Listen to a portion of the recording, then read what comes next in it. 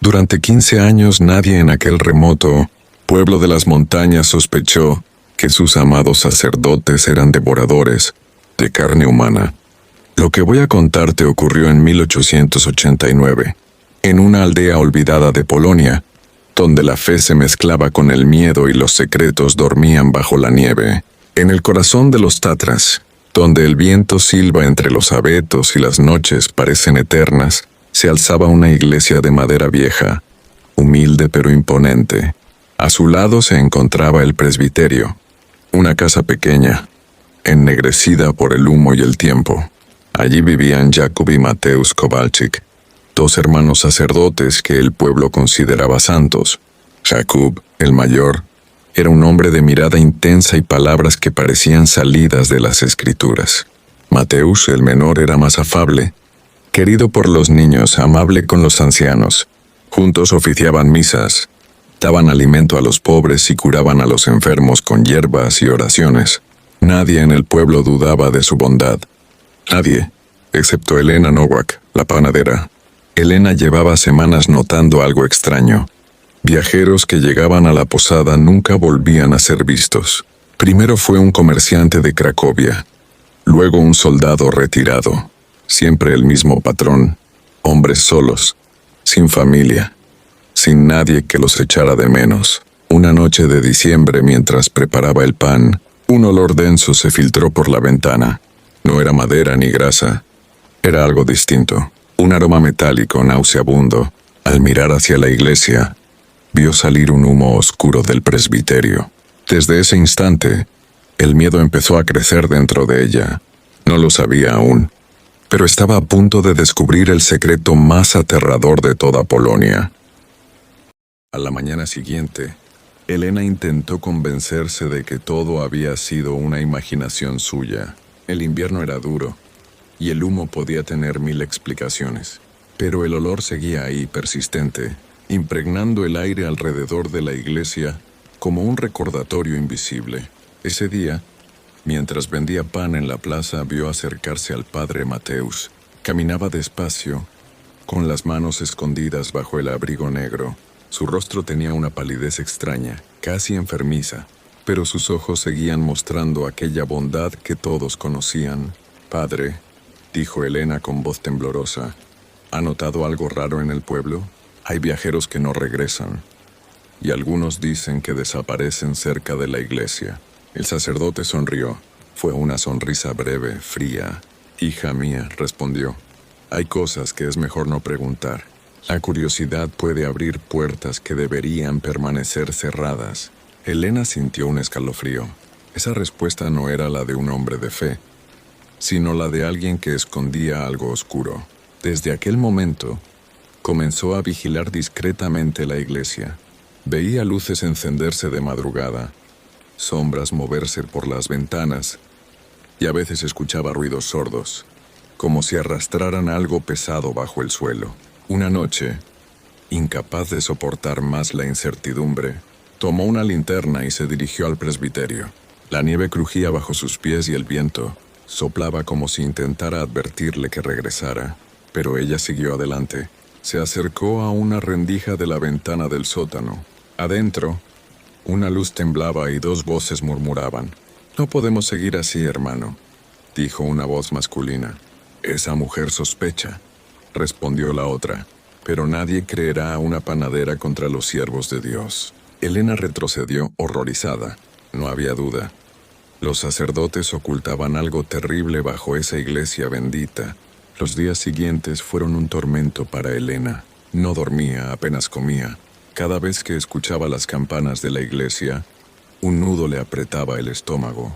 Sabía que debía hacer algo, pero ¿a quién podía acudir? Nadie en el pueblo la creería. Los Kowalczyk eran hombres de Dios, santos para unos, milagrosos para otros.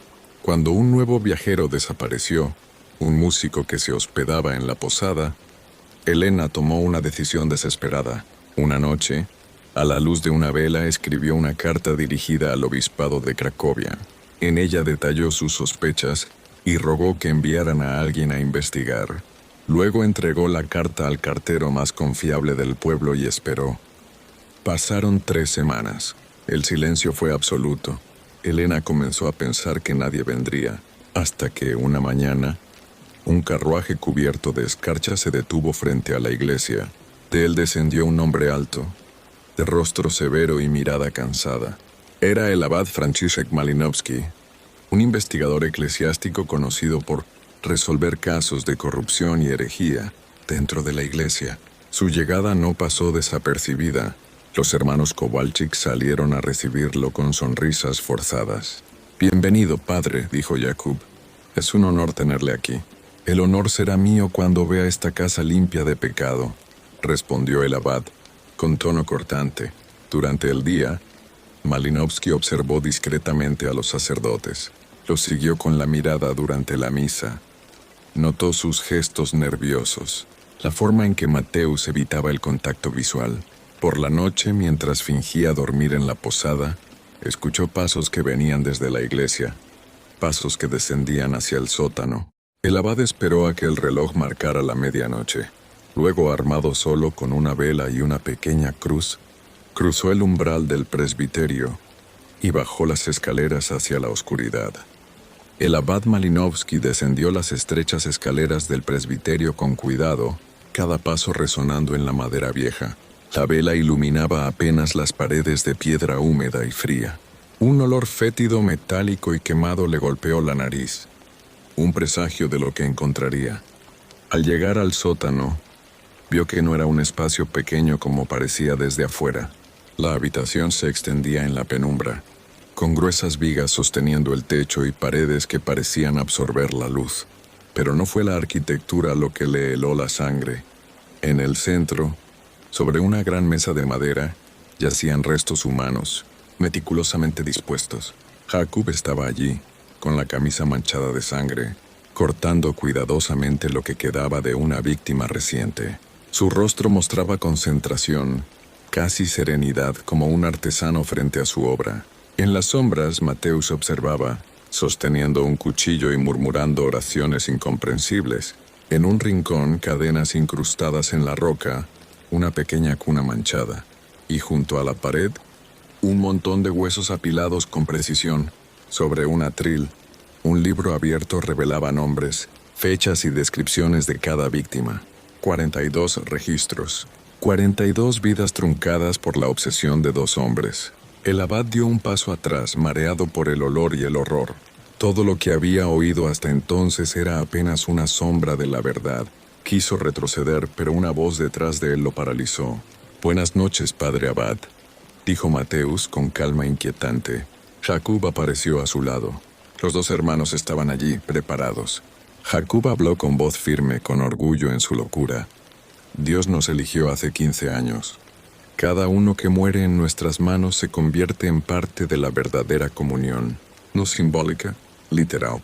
El abad Malinowski comprendió que no estaba frente a asesinos comunes. Estos hombres habían construido una teología enferma alrededor del canibalismo. Cada palabra, cada gesto era parte de su fanatismo. El abad Malinowski sintió que el suelo temblaba bajo sus pies, no por el frío, sino por el terror. Jakub y Mateusz avanzaban hacia él con una calma aterradora, seguros de que nadie podría detenerlos. Cada paso que daban parecía un desafío a la vida misma, pero justo cuando la desesperación empezaba a apoderarse del abad, un ruido lejano rompió el silencio. Cascos de caballos y voces de soldados resonando en la nieve. La carta que Elena había enviado al obispado había funcionado. El ejército había llegado. Los Kowalczyk, conscientes de la traición, intercambiaron una mirada rápida. Jakub, con su habitual orgullo, murmuró: «Alguien nos ha traicionado». Los soldados irrumpieron en el presbiterio, iluminando con antorchas cada rincón, cada sombra. Encontraron el sótano. La escena era incluso peor de lo que Malinowski había imaginado. Restos humanos, herramientas de tortura, cadenas y el libro con los registros de las víctimas. El horror se había materializado ante los ojos de todos. Jakub se mantuvo firme, desafiando la autoridad y mostrando un orgullo enfermizo. Mateusz, en cambio, parecía quebrado. Sus manos temblaban y sus ojos reflejaban miedo. La realidad de sus crímenes finalmente lo alcanzaba. El abad se adelantó y los confrontó con voz firme. Esto no es comunión. Esto es herejía y asesinato. Los hermanos fueron arrestados y escoltados fuera del presbiterio. La noticia de la captura corrió rápidamente por la aldea. Los aldeanos, que habían vivido con temor durante años, apenas podían creer que los hombres a quienes habían venerado eran responsables de tantas desapariciones y muertes. El juicio se celebró en Cracovia, y la magnitud de los crímenes sacudió a toda la región. Elena, Stefan y varios vecinos fueron llamados a testificar. Las descripciones, los registros en el libro y los relatos de los soldados confirmaron lo impensable. 15 años de asesinatos sistemáticos, 42 víctimas, todos escogidos cuidadosamente. Jakub se declaró orgulloso de sus actos. Mateusz, arrepentido, confesó con lágrimas, suplicando perdón a Dios y a las familias de las víctimas. La diferencia entre ellos nunca había sido tan clara. Uno fanático y sin remordimientos, el otro quebrado por la culpa y la conciencia. El juicio en Cracovia fue monumental. La sala del tribunal estaba abarrotada. Periodistas, vecinos y curiosos de toda Galicia querían presenciar la condena de los hermanos Kowalczyk. La atención era palpable. Nadie podía imaginar que los hombres a quienes habían venerado durante años fueran monstruos. Jakub se mantuvo erguido durante todo el proceso. Cada palabra de la acusación parecía reforzar su fanatismo. Admitió con orgullo cada crimen, describiendo su retorcida interpretación de la comunión. Cada víctima era parte de la verdadera unión con Cristo, no simbólica sino literal. Mateusz, por el contrario, lloraba en silencio, temblando ante la magnitud de lo que habían hecho. Su arrepentimiento era evidente, pero insuficiente para borrar 15 años de horror. Testigos como Elena y Stefan relataron las desapariciones, las amenazas y el miedo constante que vivieron. Incluso el abad Malinowski presentó su testimonio, describiendo el sótano, los restos humanos, las herramientas y el libro con los registros de las víctimas. Cada detalle horrorizó a la audiencia.